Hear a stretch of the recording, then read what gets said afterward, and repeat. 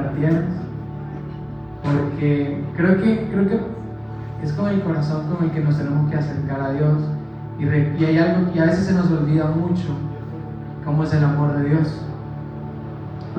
Entonces yo lo invito a que nos pongamos en pie, que busquemos la presencia de Dios, que le anhelemos en esta mañana, que dejemos de lado cualquier otra cosa que nos estorbe, que no nos permita enfocarnos en Dios.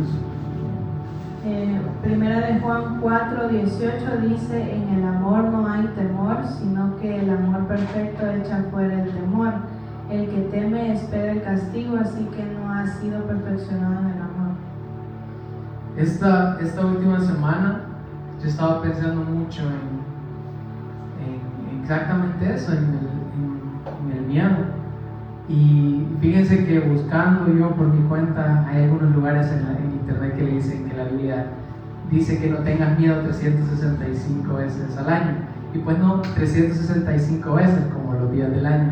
Y pues no es totalmente cierto, pero lo que sí es cierto es que Dios es bien enfático en que no tengamos miedo y en su amor perfecto.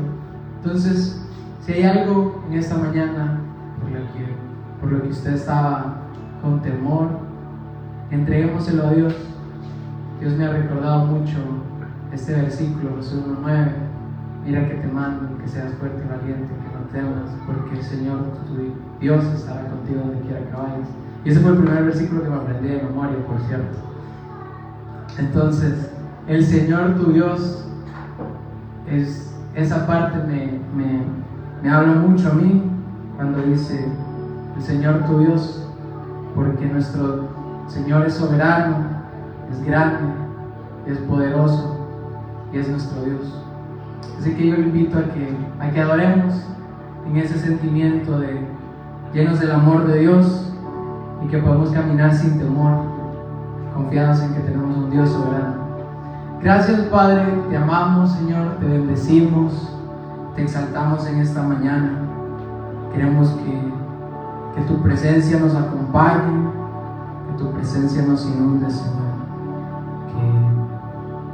que no haya distracción a nuestro alrededor, que no haya distracción en nuestra mente ni en nuestro corazón, que nuestro corazón sea un corazón dispuesto a recibir de ti, y que nuestra mente esté enfocada en ti, Señor.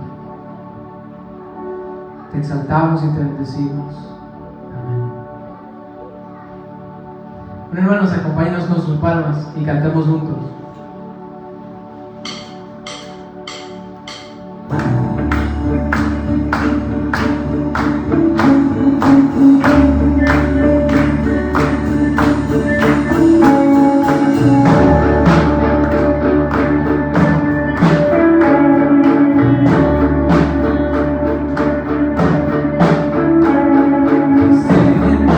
Mis problemas, rompes tu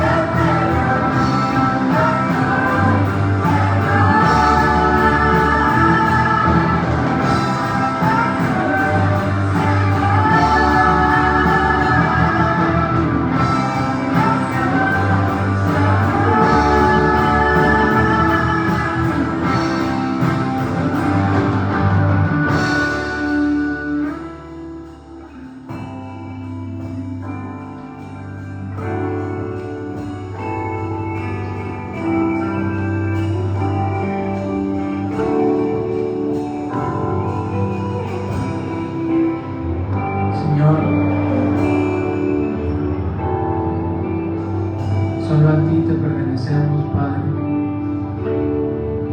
Señor, venimos dispuestos ante ti a recibir de ti, Señor, y exaltar tu nombre, y alabarte y adorarte. Aquí estoy con manos alzadas, Señor, pues tú lo diste por mí. Aquí estoy, mi alma a ti entrego, tuyo soy, Señor.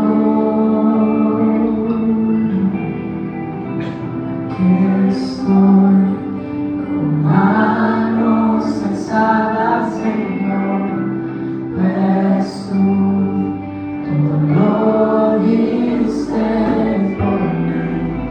Aquí estoy, mi alma a ti entrego, tuyo soy, Señor.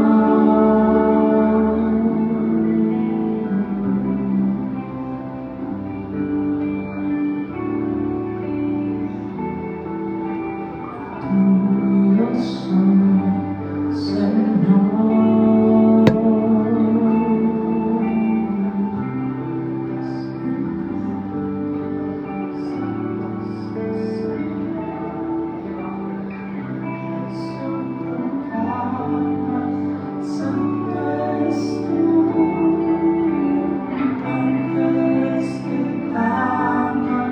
Santo es el Señor, la creación proclama. Santo eres tú, ángeles que claman. Santo es el Señor, la creación proclama. Santo eres tú.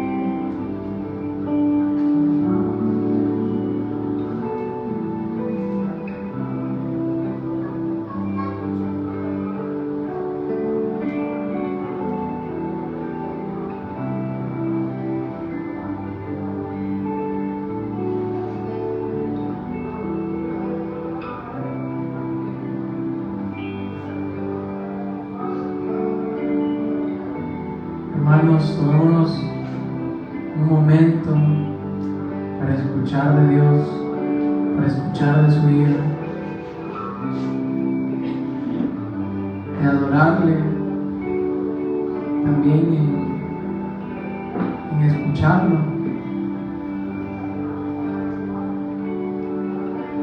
y de estar dispuestos a seguir su vida. ¿Qué podemos hacer, Señor? ¿Qué podemos decir? Te ofrecemos nuestro corazón, Padre, totalmente a ti.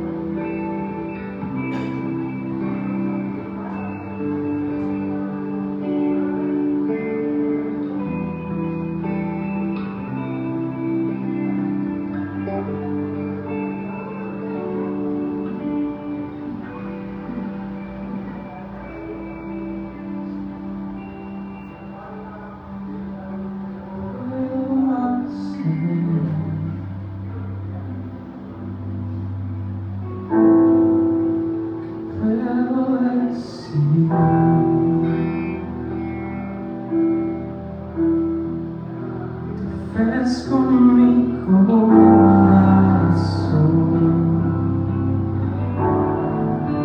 completamente a ti. ¿Qué puedo hacer?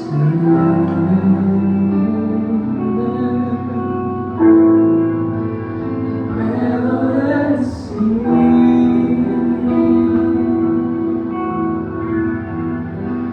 ofrezco mi corazón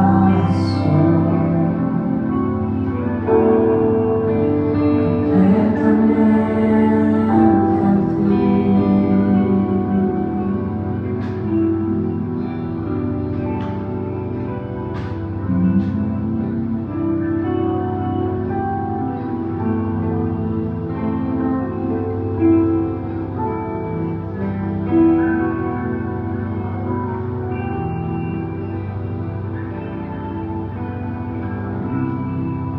Señor, tu amor apaga todo temor.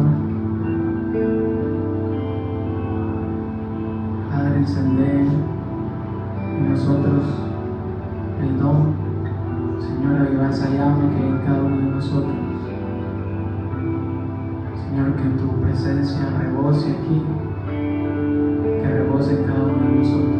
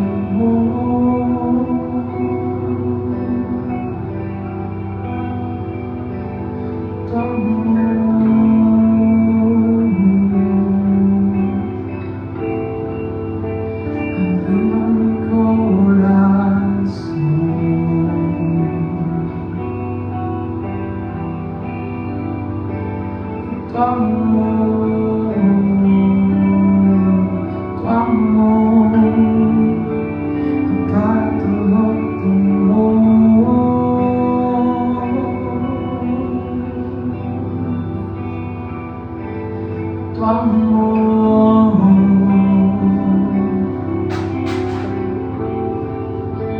aviva mi corazón.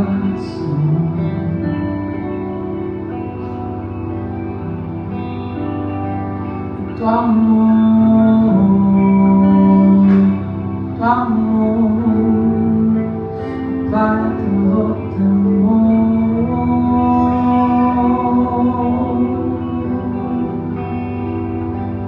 Tu amor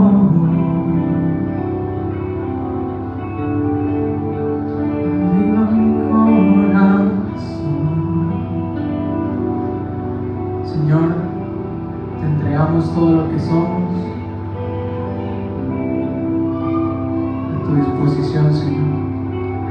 Guíanos en alabanza, guíanos en tu amor, guíanos en tu luz, que tu luz resplandezca aquí, donde sea que tu presencia esté, Señor, donde sea que nosotros estemos, que llevemos tu luz, Padre. Señor, te bendecimos, Padre, te amamos y te exaltamos aquí. En el nombre de Jesús, amén y amén. Hermanos, quedémonos en nuestros tiempos de oración, compartámonos unos con los otros y disfrutemos. Creo que, no sé, con el servicio, ¿verdad? Y ya después nos quedamos entonces.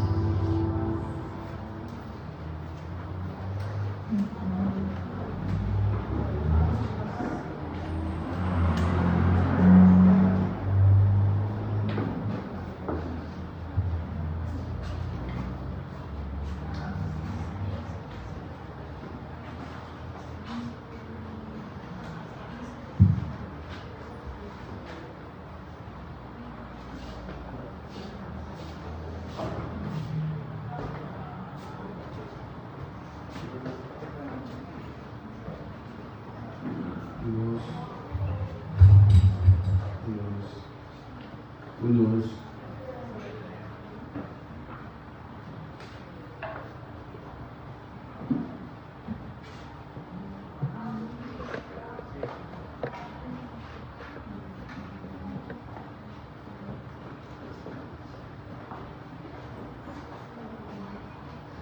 Vamos a tomar un poquito de oración para entregar a Dios esto.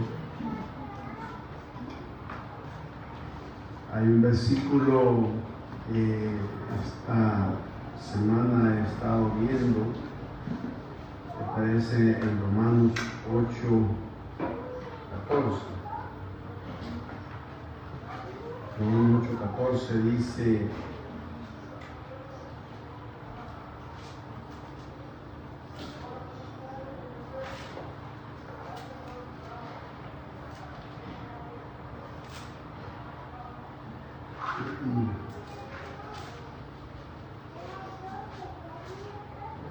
porque todos, Romanos 8:14 dice, porque todos los que son guiados por el Espíritu de Dios, estos son hijos de Dios. Y quisiera que viéramos la expresión que aparece ahí. La palabra que aparece en el versículo 14 dice: porque todos los que son guiados,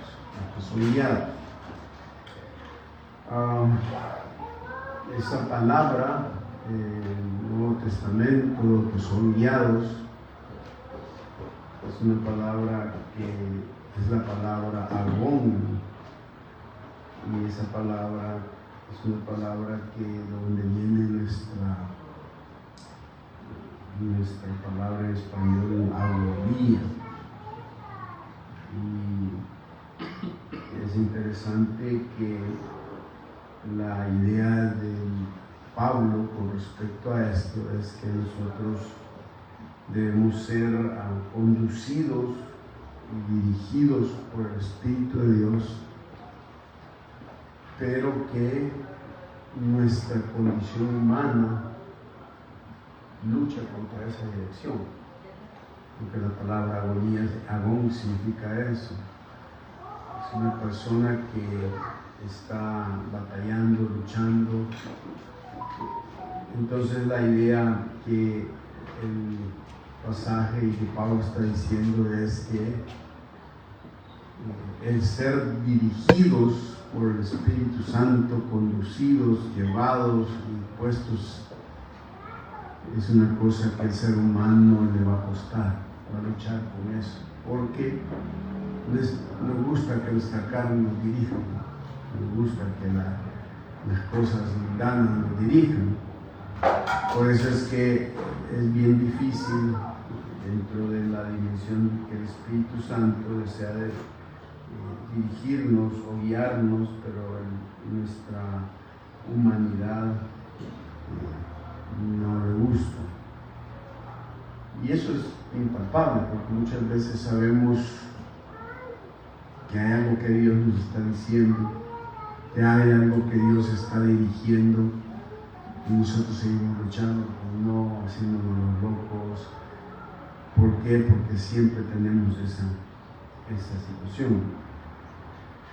Quisiera que oráramos en esta mañana por nuestra iglesia, por las necesidades que existen, porque hay hermanos enfermos, hermanas enfermas, y que podamos pedirle a Dios que nos dirija. Así es que vamos a orar para pedir a Dios que nos ayude en esta semana.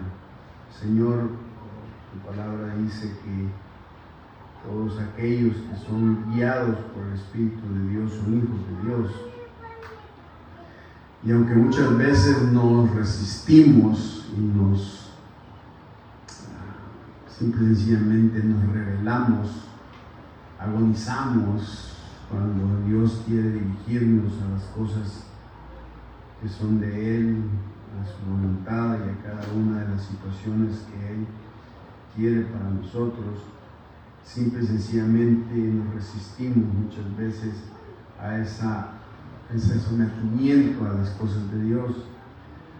Señor, oro porque nuestra iglesia pueda realmente ser sensible a las cosas del Espíritu, que podamos tener un corazón sincero, abierto, sin hipocresía, sin doblez, con un corazón limpio que se acerca a ti.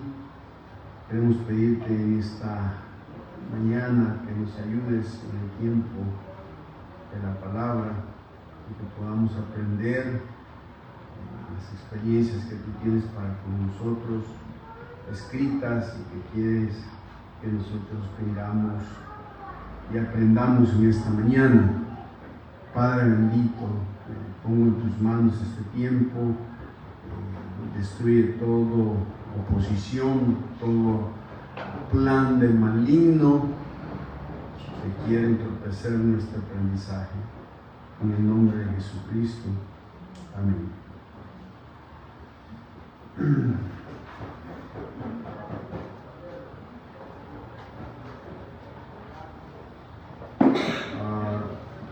El escritor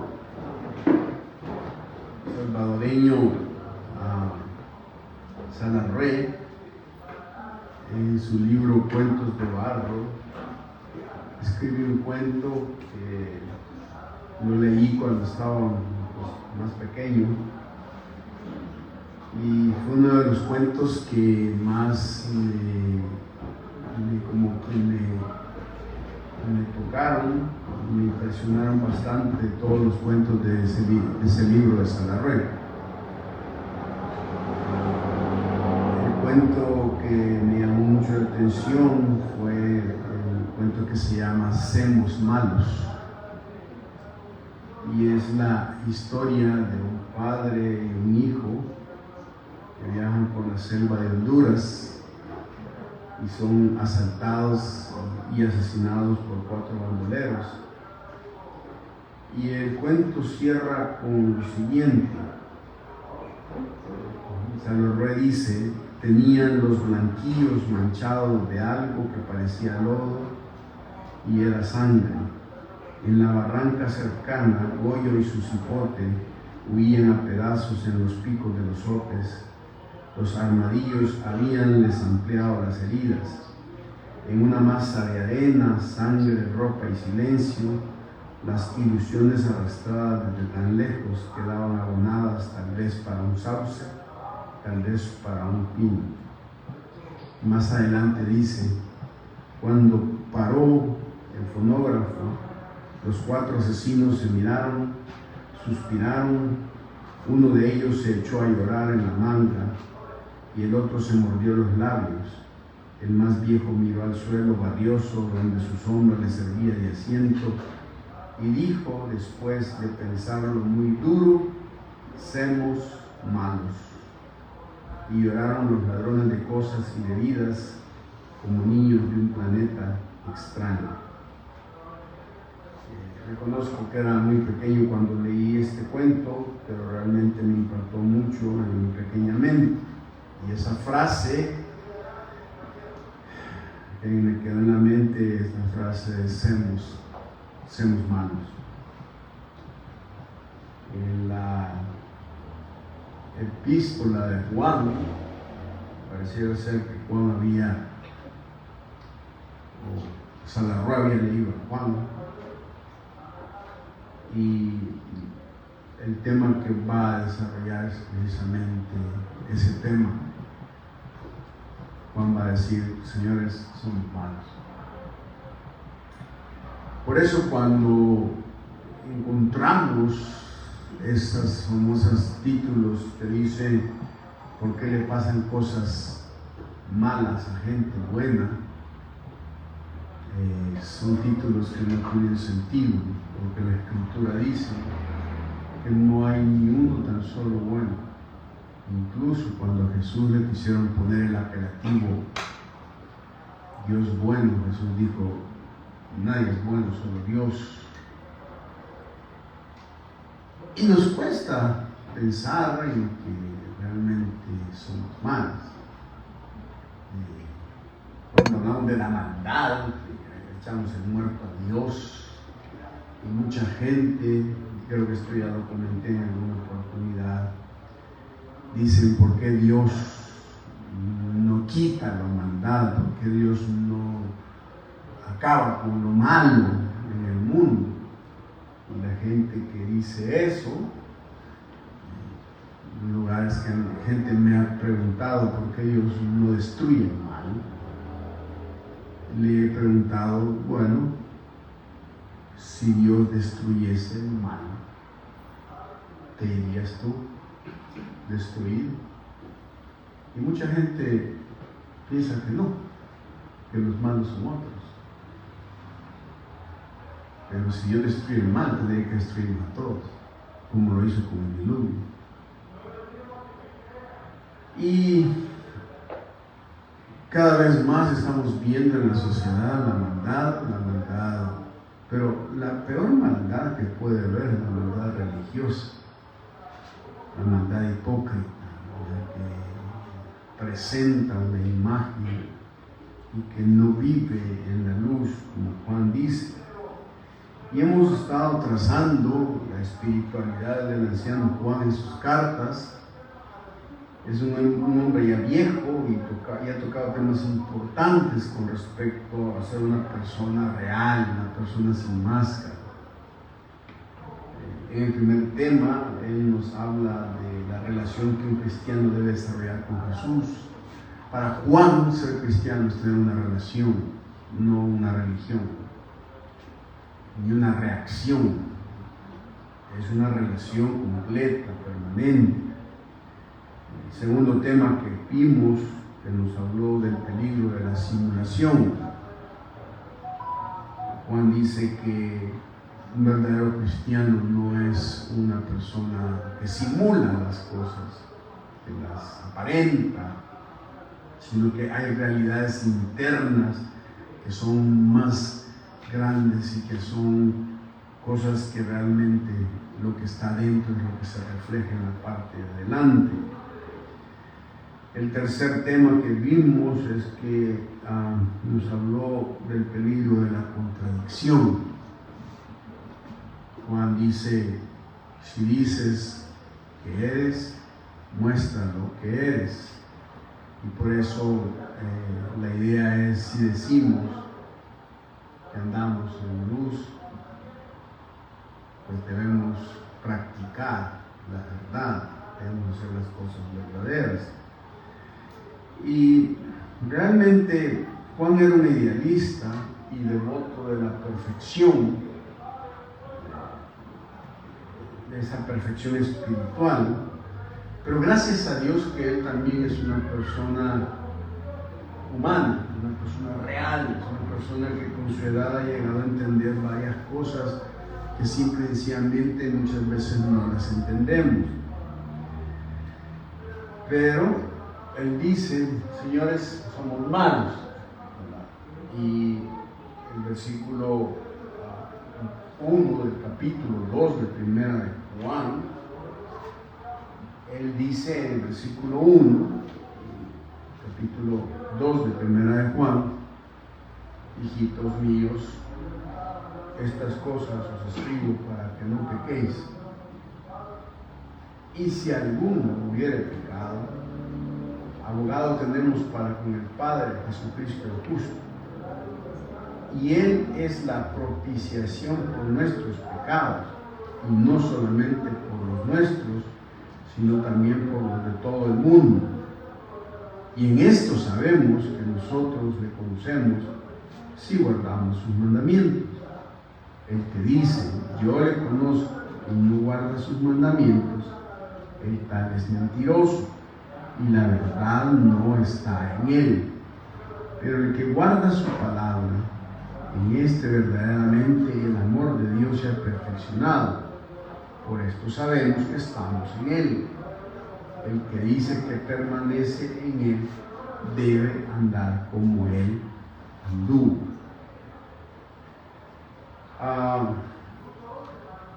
La idea de Juan es, miren señores, la meta es que no ofendan a Dios. Pero lamentablemente, como no somos perfectos, va a haber gente que ofenda a Dios. Y Él dice, si alguno lo ha hecho, entonces necesita recuperarse. Entonces el tema que Juan va a tocar aquí habla de la recuperación espiritual del creyente ante el pecado. Cómo se desarrolla esa recuperación cuando yo lo he hecho, cuando yo realmente tengo algo que le ofende a Dios. En el versículo 9 del capítulo 1, Juan dijo, si confesamos nuestros pecados, Él es fiel y justo para perdonar nuestros pecados y limpiarnos de toda maldad.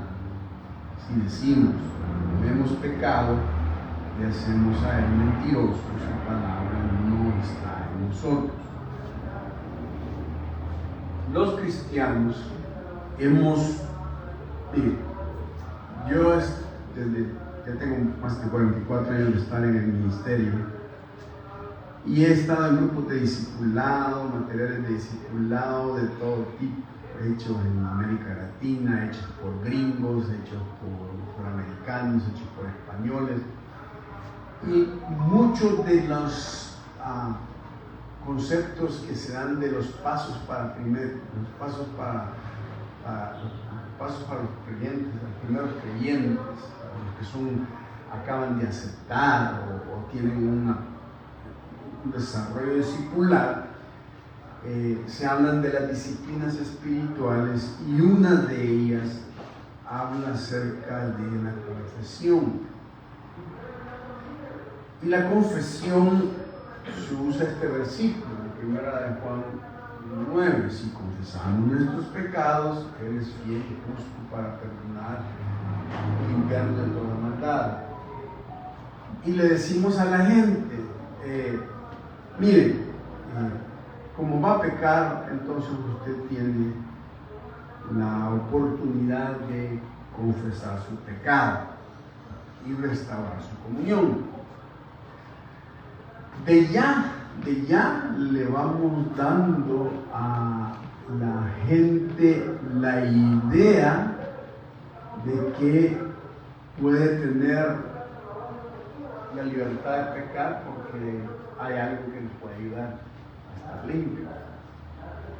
Entonces la gente dice, bueno, salgo con la mentalidad de que la voy a regar y si la riego, si confieso mis pecados, seré fiel para perdonar.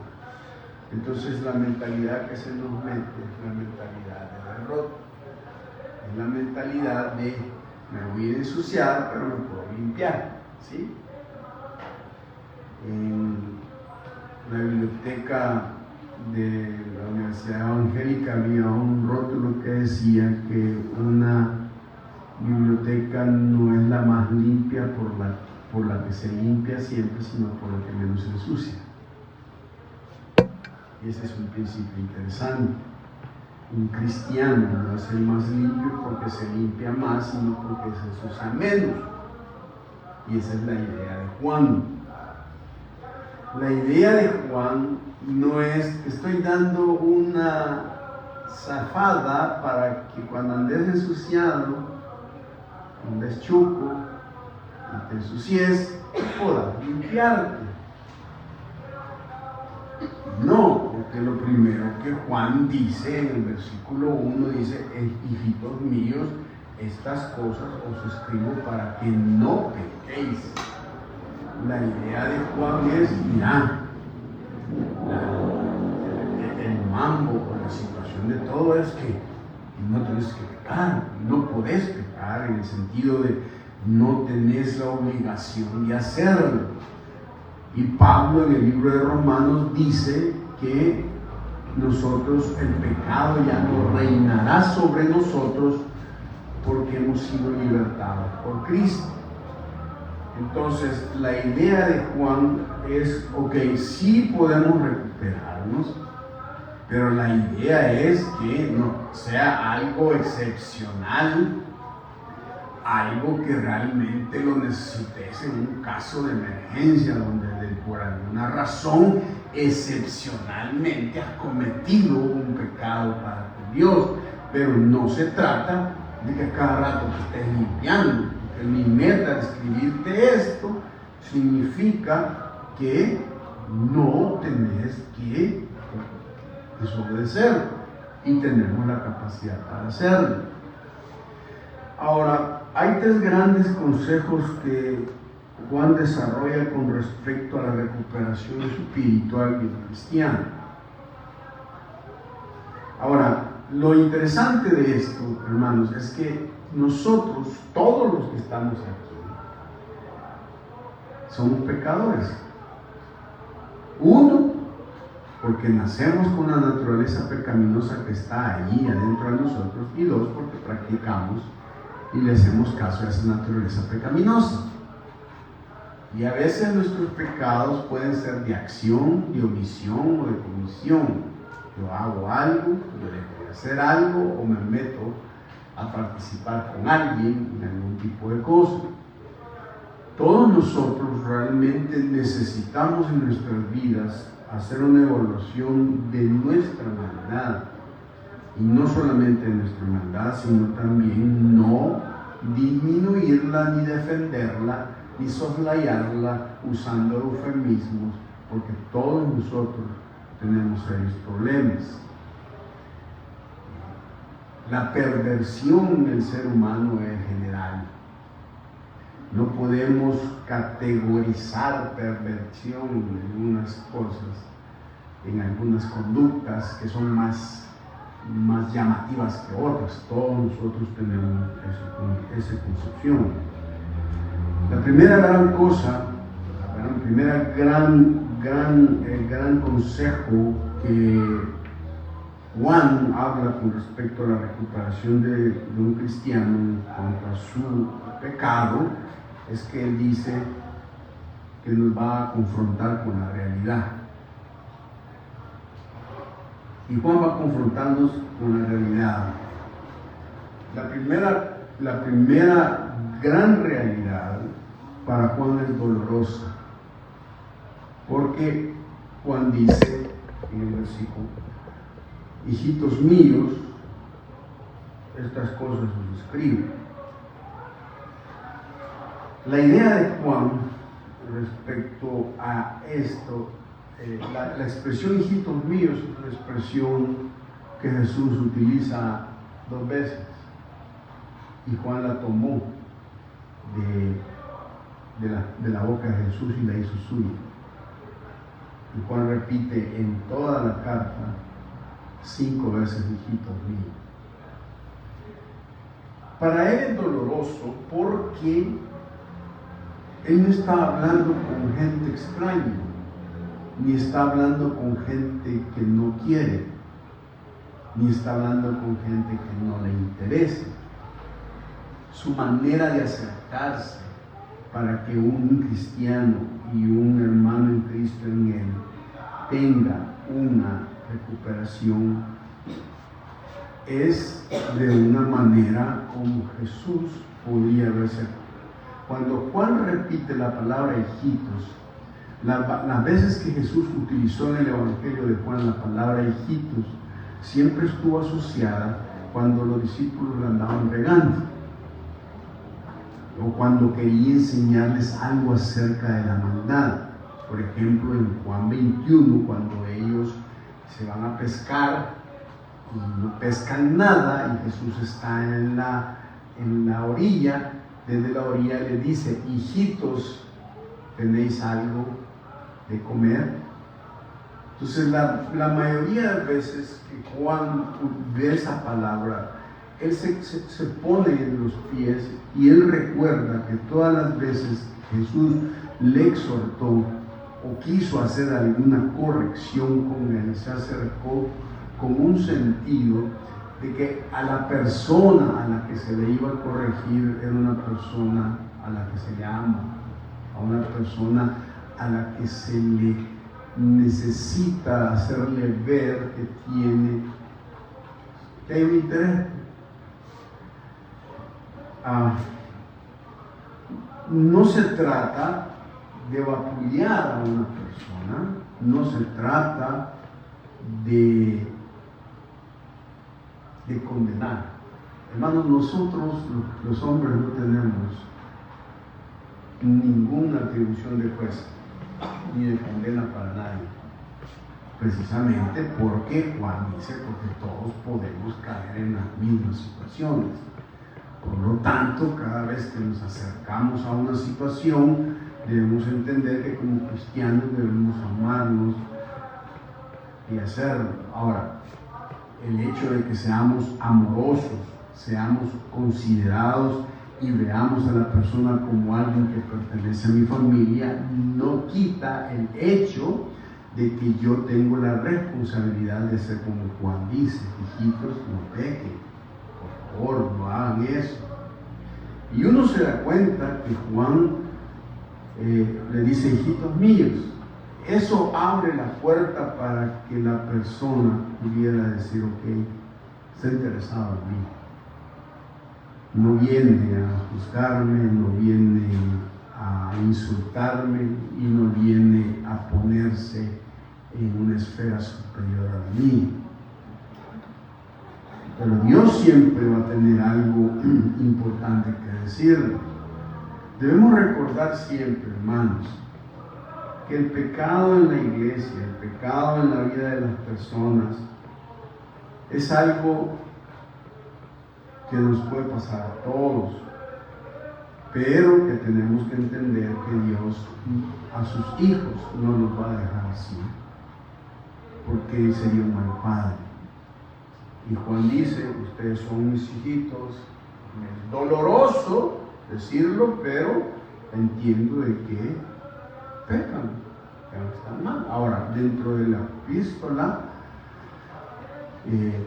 Juan estaba corrigiendo varios errores. Y me he dado cuenta que nosotros podemos tener todo tipo de conocimiento, sin embargo, estar fallando. Fíjense que he estado estudiando todo lo que tiene que ver con Efesios 6, del 10 en adelante, donde se habla de la armadura de Dios. Y Pablo cierra Efesios 6, y habla, mejor dicho, Efesios 6, 10, con esta frase: por lo demás, finalmente. Y esa frase, por lo demás y finalmente, la idea de Pablo es: miren, señores, si no me han agarrado nada de todos los capítulos 1 hasta el capítulo 6, 1 al 9, de lo que les he dicho a ustedes,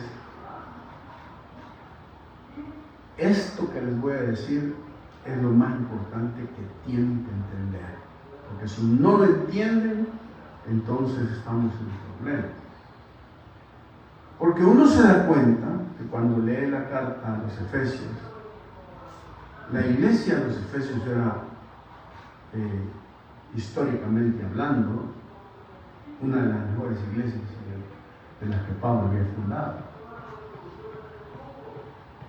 Era una iglesia que es la primera iglesia que funda, una iglesia que creció grandemente, que se desarrolló en doctrina, tanta doctrina que Pablo a la iglesia, a los Efesios, les habla del misterio oculto de la iglesia.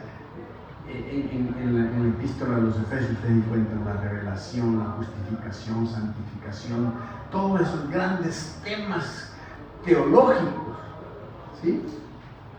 Pablo puede hablar con ellos y discernir.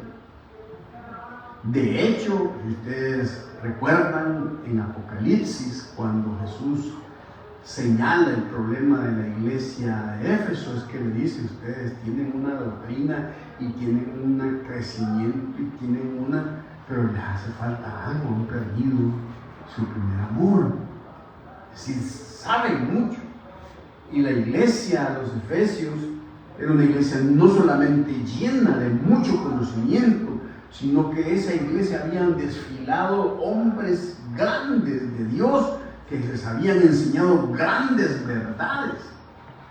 Allí había estado Pablo primero, después fue Timoteo, el pastor de la iglesia de Éfeso, después llegó Juan, y con Juan llegó a María. O sea, la iglesia tenía grandes cosas. Sin embargo, en la esencia de todo eso, Pablo, al cerrar con todo lo que es la lucha espiritual y la batalla espiritual, les dice: miren, ¿saben una cosa? Pero están perdiendo la batalla. Porque cuando ustedes leen toda la epístola a los Efesios, Pablo les habla de que no hay que mentir, de que no deben pelearse unos a otros, que los amos deben ser, pareciera ser que la iglesia en sí, a pesar de tener toda esa gran conocimiento y todas esas grandes verdades, en la vida práctica de la lucha espiritual estaban teniendo serios problemas. Entonces Pablo dice: miren, si no se fortalecen en el poder del Señor y usan toda la armadura, entonces el diablo va a acabarse. Y qué triste, hermanos, es tener iglesias en donde se tiene tanto conocimiento, tanto aprendizaje y tantas cosas, pero a la hora de luchar con el pecado que vivimos, con el pecado que nos asedia y nos acecha, simple y sencillamente estamos cometiendo grandes y grandes problemas y errores. ¿Por qué? Porque simple y sencillamente no estamos aprendiendo a defendernos de los ataques del enemigo a nuestras vidas.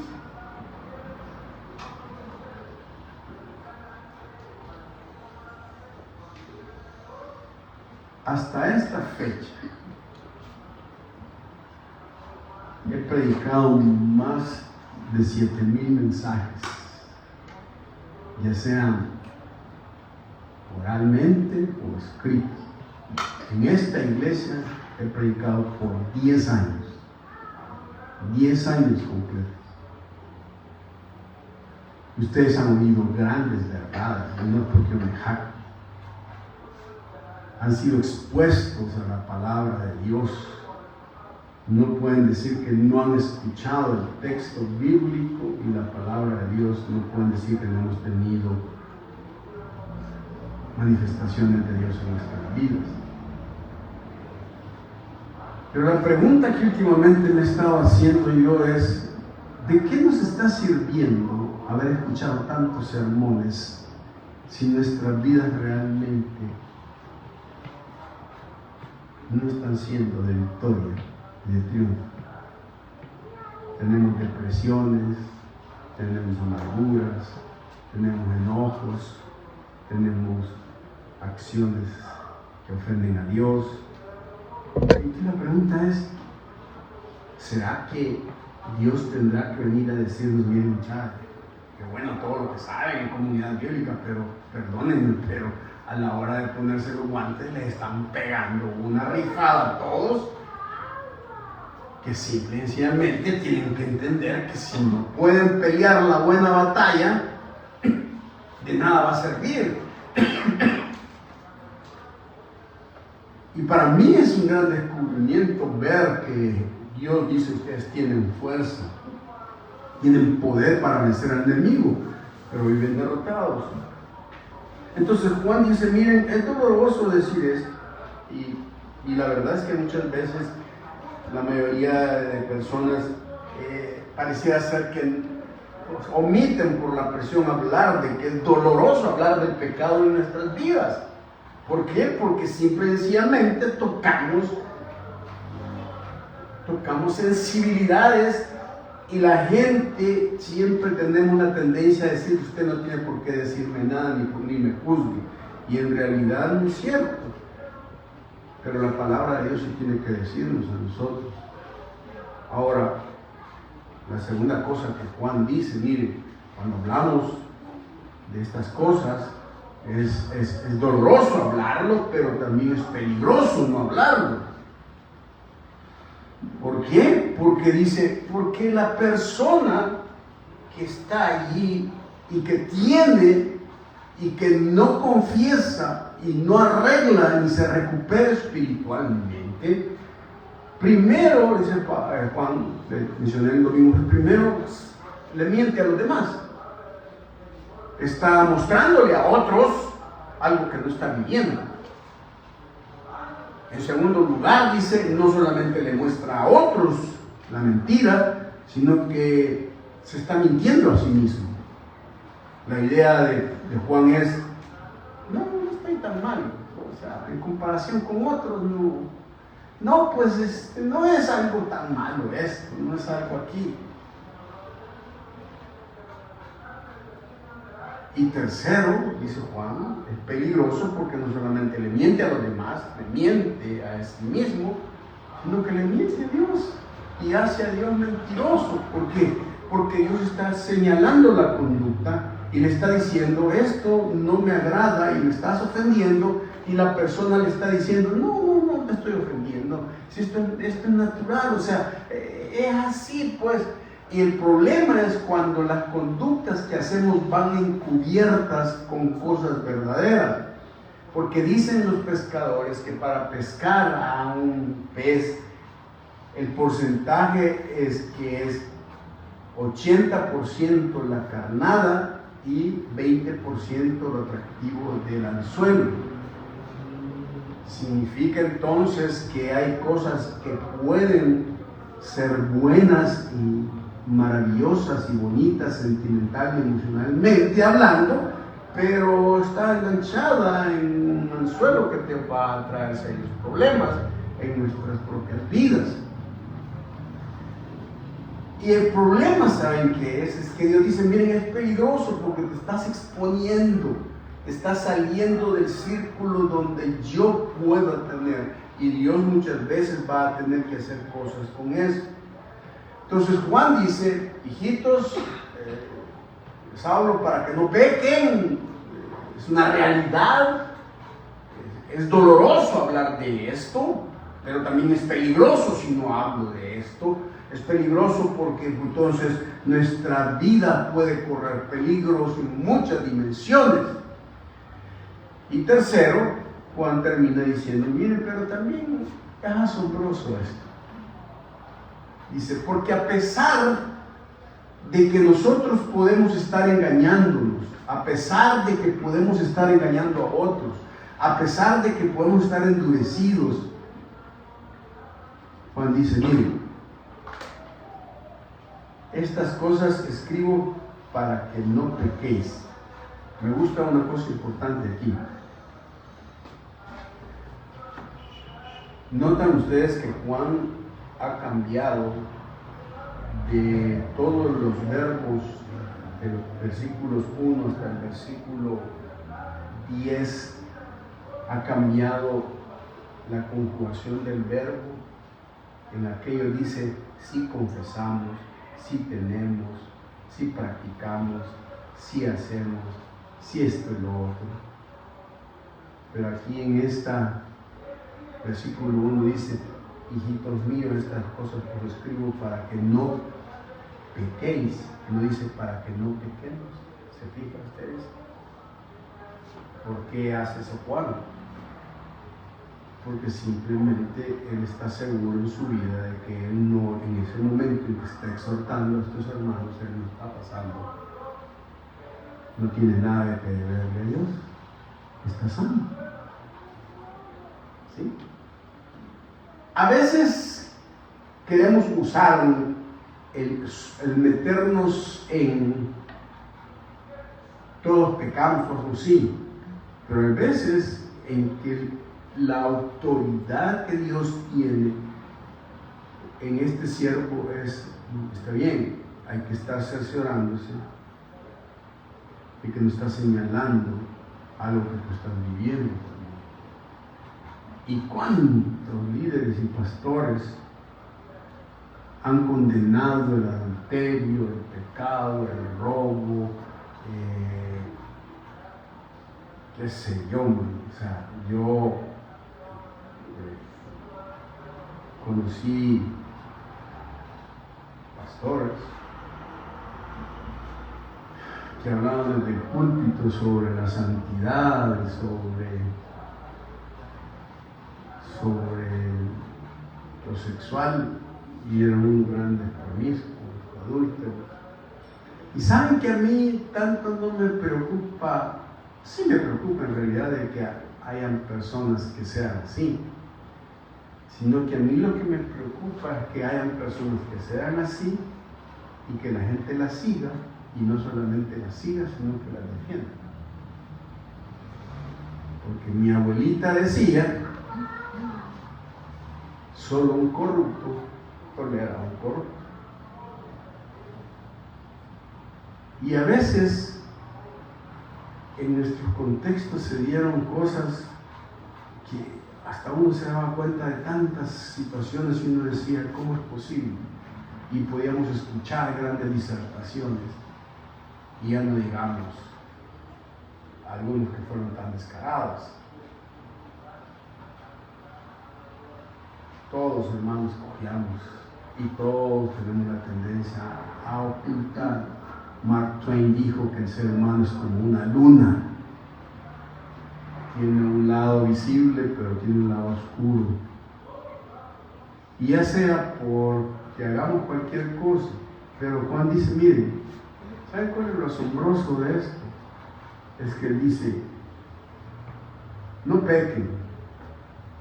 Les estoy escribiendo para que no pequen. Mis instrucciones son para decirles, no traten de fallarle a Dios. Pero luego dice, y si alguno hubiere pecado, abogado tenemos para con el Padre a Jesucristo el justo. Y entonces Juan dice, pero ¿saben que esta verdad también es asombrosa? Porque por si las dudas, él utiliza en el versículo ahí, si alguno hubiere, es un modo verbal que es hipotético. Es decir, él no tiene en mente a nadie, pero sabe de lo que somos y su congregación, y él dice, miren, si alguno hubiere pecado. Ahora, note que el verbo que él está utilizando aquí no dice, y si alguno está pecando, observan eso. Si alguno está pecando, abogado tenemos para con el Padre. No, dice, si alguno hubiere pecado. ¿Cuál es la diferencia entre si hubiere pecado a está pecando?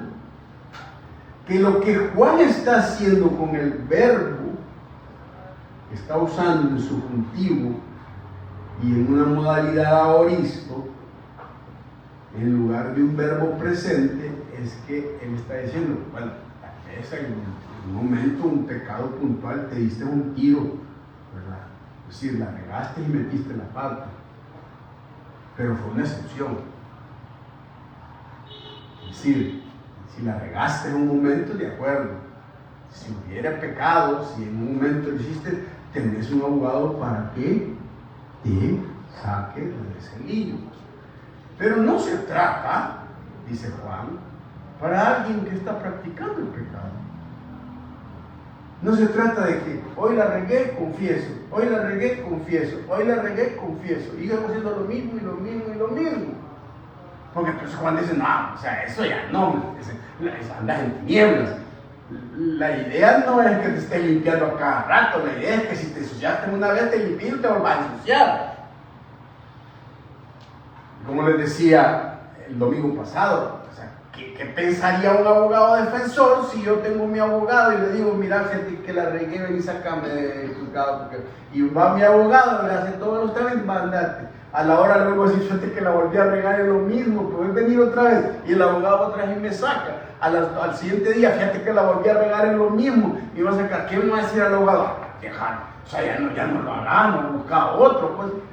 O algún otro va a decir, bueno, tengo pisto para que me mantengan aquí. Pero la idea es, no, hombre, hermano, o sea, se supone que es un delito de plano, ¿va? O sea, cometiste el error, pues yo te ayudo y te saco.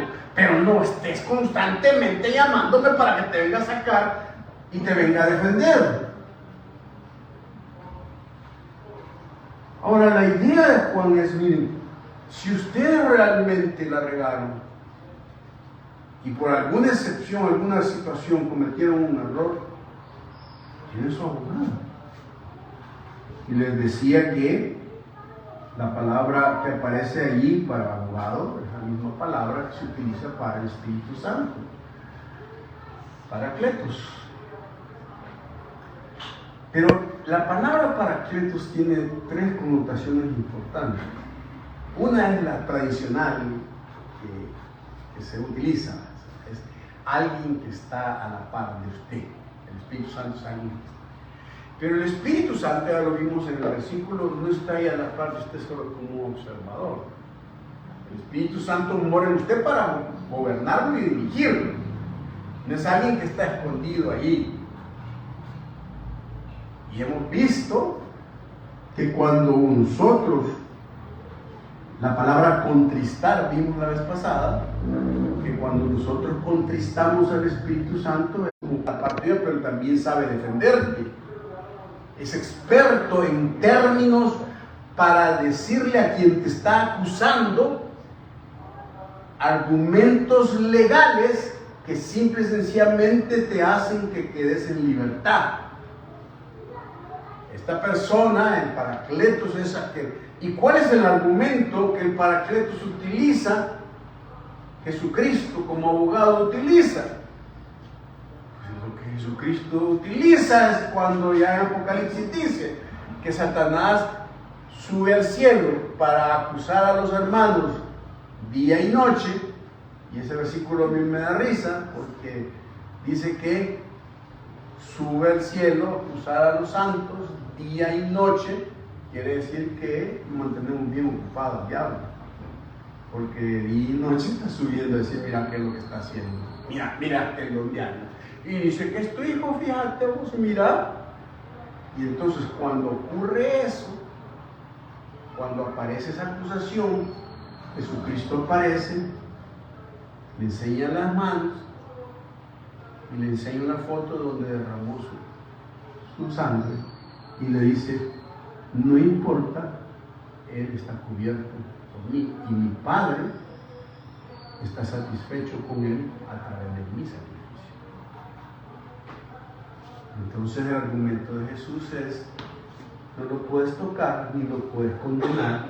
¿Por qué? Porque yo pagué por él. Y lo que yo pagué fue mi sangre. Y con eso le ha callado al acusador. Eso es asombroso, ¿no? Porque Jesús es nuestro abogado. Pero hay una tercera cosa que se usaba para el Paracleto.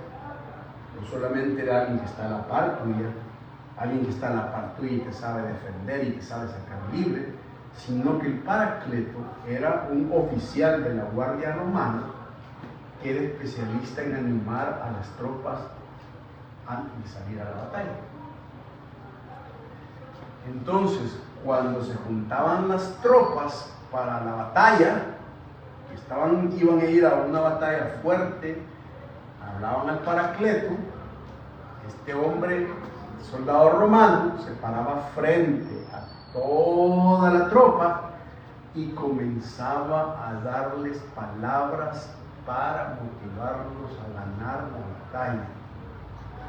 Les exaltaba sus virtudes, les decía el reto que tenían, les decía qué cosas eran las que podían hacer, por qué estaban allí, a quién representaban, qué cosas decían.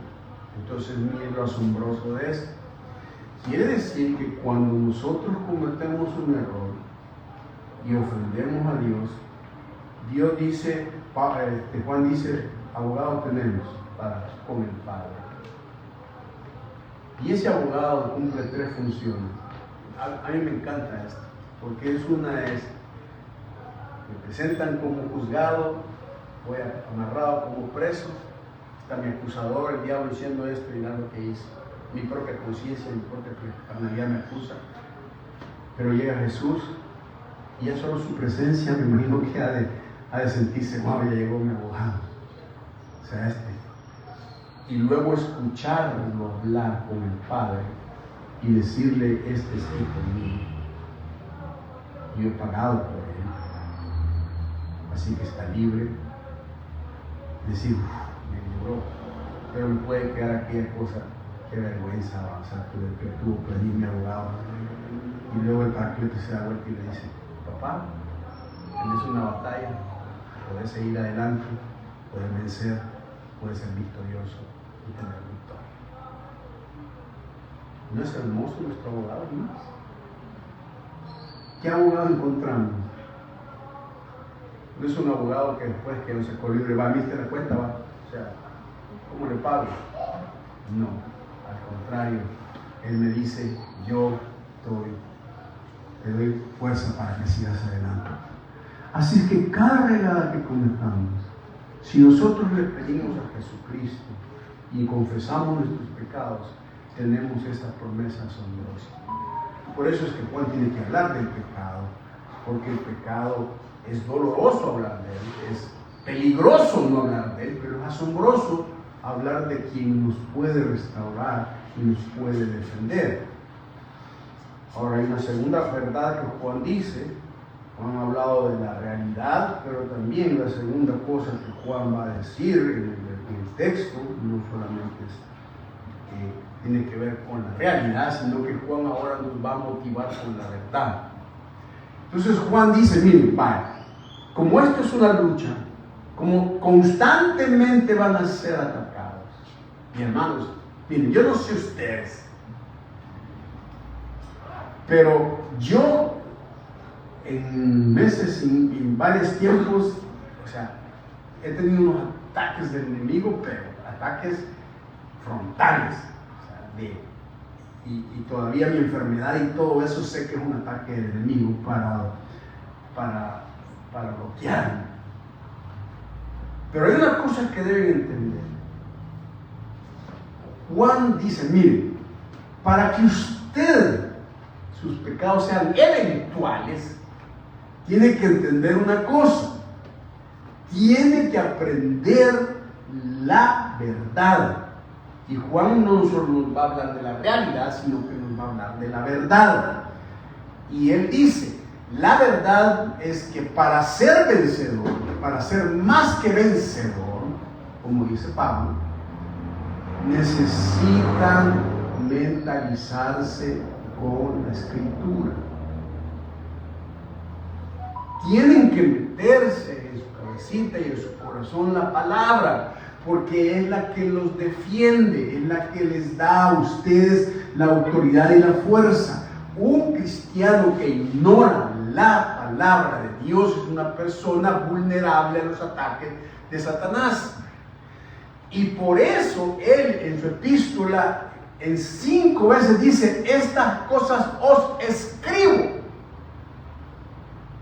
Juan no solamente dice, estas cosas les digo, sino que dice, os escribo. ¿Por qué? Porque al quedar registrada, te queda un evento, un documento en el cual tú puedes estar repasando, releyendo y viendo que lo que está escrito allí son herramientas y fuerzas que Dios me da para vencer al enemigo.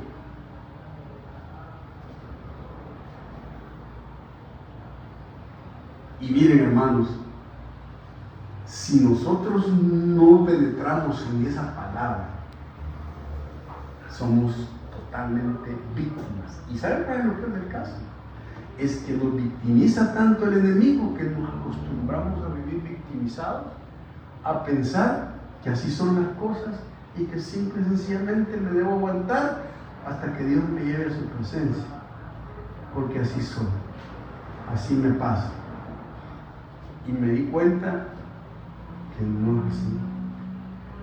El que descubre las herramientas de la Escritura, de que el enemigo está derrotado y es un cobarde, y que Dios lo ha desnudado y lo ha exhibido públicamente, y le ha quitado sus ojos armas, y que usted es vencedor sobre él, esa verdad es una de las verdades más ocultas que el enemigo tiene. Solo imagínense usted que Pablo en Efesios 6 dice, por lo demás, hermanos míos, fortaleceos en el poder del Señor y su fuerza. Y me pongo a estudiar esas 3 palabras: fortaleceos, poder y fuerza. Y luego dice, y vestidos de la armadura de Dios. Pablo dice, mira, De nada significa que andes la armadura de Dios, que pese 80, 90 libras, si no tenés fortaleza, poder y fuerza. Porque lo que vas a necesitar para mover esa armadura es lo que tenés dentro. Y la gente nos dice, no, hay que ponerse la armadura. Y oran, Señor, me quiero poner el casco, me quiero poner el cinto, me quiero poner, la coraza, me quiero poner el escudo, me quiero poner... Y Dios dice, sí, ponételo, pero ¿y si no tienes fuerza para usarlo? Y entonces por eso primero dice, fuerza, poder y fortaleza. Y esas tres palabras, mis hermanos, miren, esa noche que estaba leyendo eso y me fui al texto original, y me di cuenta de una gran verdad después de 45 años. La palabra fortalecerse es la palabra endunamos. Esa palabra significa levantar el ánimo, inyectarte fuerza. Es la palabra dinámica, es la palabra dinamita. Entonces Dios dice, fortaleceos en quién? En el Señor. La idea es, mientras más te acerques conmigo, más te inyecto ánimo para seguir adelante, para levantarte, para tomar fuerza. Y después dice, fortaleceos en el poder. Y cuando voy a la palabra poder, es la palabra kratos. Y la palabra kratos es la palabra que se usa en el Nuevo Testamento para describir el poder que hizo que Jesucristo resucitara. Entonces, Pablo dice, te inyecta ánimo, tenés un poder como el de la resurrección. Y después dice, en el poder de su fuerza. Y la palabra fuerza me dio risa, porque la palabra fuerza es la palabra isjuo. La palabra isjuo se refiere a un físico constructivista. Han visto todos esos que parecen riñón, ¿no? Que se reportan, que se hacen todo ese tipo de cosas, que parecen saludables, pero que tienen un corazón de este tamaño y cuando corren 2 millas se mueren de un infarto, porque no tienen capacidad de resistencia y carne. Pero si miran el gran esfuerzo, o a la gente que levanta pesas en los olímpicos, han visto toda esa gente que hace toda esa fuerza. Y dice que esa fuerza es la que Dios manifiesta. ¿Saben qué entendí yo? Cuando un creyente, Dios le inyecta su ánimo, reconoce que tiene el poder de la resurrección a su favor, hace mostrar a un Dios que tiene capacidad de mover cualquier peso en su vida y en la vida que lo rodea. Y miren, cuando leí esas 3 palabras, y me quedé en la madrugada, porque estaba tipo 11, 12 de la noche, y me daban vueltas en la cabeza y me decía, o sea que nosotros realmente somos unos aguados y somos tan victimados que no nos damos cuenta de las capacidades que Dios nos ha dado para ser cristianos vencedores. Y me fui con ese pensamiento y me acosté, y hermanos, toda esa noche como que se hubieran desatado todos los demonios del mundo, me atacaron y me acosaron tanto toda la noche. Porque ¿saben qué? Si nosotros descubrimos eso y lo ponemos en práctica, el enemigo nos tiene miedo. Y Juan dice, señores, los motivo para que puedan con la verdad de la Escritura. Pero ¿qué hacemos? ¿Qué hacemos? ¿Cómo se nota si el pueblo de Dios? Aquí hay un montón, aquí están un montón de todos, casi la mayoría de nuestros hermanos en Cristo. ¿Por qué no se conectan el miércoles para estudiar la palabra? ¿Por qué solo son unos poquitos los que se conectan? ¿Por qué simple y sencillamente no tienen interés en aprender la palabra en otras partes? Ahora, yo esperaría que alguien me dijera, ok, no, yo estudio la palabra profundamente, y gloria a Dios. Pero sí me he preguntado eso. Quizás tendríamos que poner algún otro tipo de actividad para que pudiéramos acarrearnos personas. Pero la pregunta es, ¿por qué? Para mí, simple y sencillamente, es un poco de deseo y un poco de ánimo en estudiar la palabra. Miren, yo sé que podemos estar cansados, ocupados, estudiados, trabajados, cuidando esto, haciendo lo otro. Podemos estar ahí en muchas cosas. Pero si una cosa he aprendido yo, es que dice que primero le demos en primer lugar a quién, a Dios, y las demás cosas serán añadidas. Si no creemos esta versión, bueno, esa es una pregunta que debemos hacernos. La segunda cosa es que nos relaciona con la escritura, por eso dice os escribo. También habla acerca con la estructura. Si alguno peca, Juan dice, más de alguno va a pecar. Y la tercera cosa es que Juan habla de la factura. Él dice, si decimos que no pecamos, hacemos mentiroso a Dios. Y si hacemos mentiroso a Dios, hermanos, Dios nos va a pasar la factura.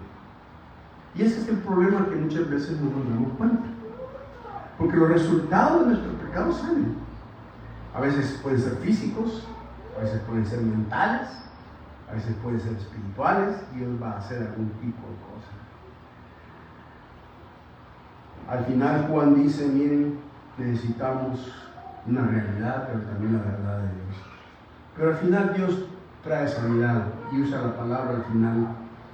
Y no solamente por los nuestros, sino también por los de todo el mundo. Y luego le dice a Jesucristo el justo, versículo 2, Él es la propiciación. Y utiliza la palabra propiciación, que significa satisfacer al Padre. La palabra propiciar es quitar la mala impresión de alguien. Y Jesucristo, cuando llega ante su Padre, le dice, este es mi hijo, y él tiene todo a mi respaldo. Y el Padre dice, lo acepto, porque tú lo aceptas y tú lo has comprado. Y entonces el Padre cambia. ¿Por qué? Porque su hijo lo ha hecho cambiar. Híjole, hermano, si no tuviéramos eso, qué difícil. Porque nadie puede hacer cambiar a Dios más que Jesús. Y eso tenga la plena seguridad. Por eso es tan importante entender que los que estamos aquí tenemos una relación con Jesucristo. Porque si no hay una relación con Jesucristo, entonces cerremos esto y vámonos.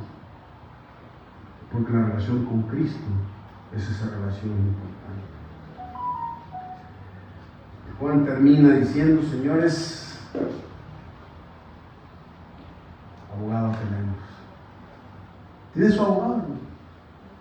¿Sí? Tiene su abogado. Y una vez intimidé a unas personas que querían, así, estábamos en una iglesia, le querían quitar la casa a la iglesia porque había un lío legal ahí. Y estábamos adentro, llegaron la policía y dice quiénes más tocaban. Entonces el pastor había salido y yo estaba allí, y el pastor ahí vivía. Y entonces empezaron como a quererlo chantajear a uno. Y les digo que les abriera y que eso. Pero miren, no, ¿sabe qué? Ahorita le voy a hablar a mi abogado. ¿Cuál abogado? y me voy para adentro y digo, Padre, dices que eres abogado, así es que haces algo. Porque realmente yo, y cuando salí le dije, mire, consulté con mi abogado y me dijo que no les puedo abrir, así es que no les voy a abrir hasta que estén los dueños. Y no les abrí. Hasta para eso sirve Jesús. Es su abogado.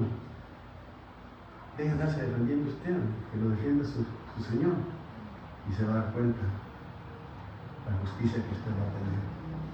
Padre, gracias te damos en esta mañana por tu palabra. Bendecimos tu nombre, Señor. Ayúdanos a tener esa realidad en nuestras vidas. Gracias, Padre. En el nombre de Jesús. Amén.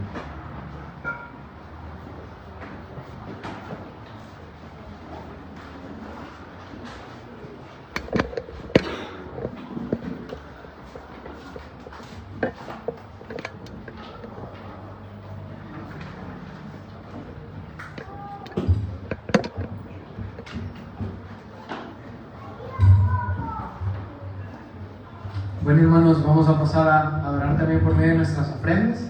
Entonces los invito a que ofrendemos con amor y que oremos. Gracias, Señor Jesús, por tu palabra en nuestras vidas, Señor. Gracias por animarnos, Señor, y por saber que tenemos fuerzas en ti, Señor. Solo tú nos puedes dar. Padre, te quiero pedir que bendigas la ofrenda, Señor. Nos permitas utilizarla de la mejor manera, Padre, para tu gloria y para tu honra. En el nombre de Jesús. Amén.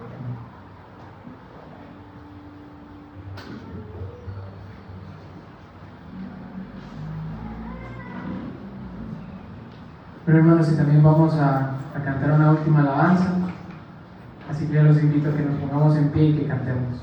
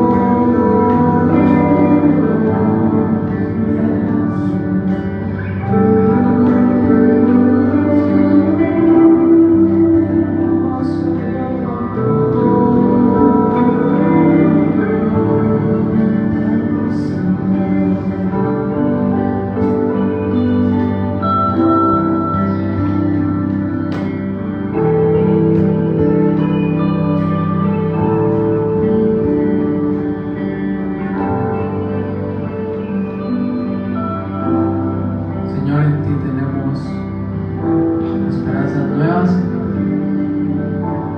misericordias todas las mañanas.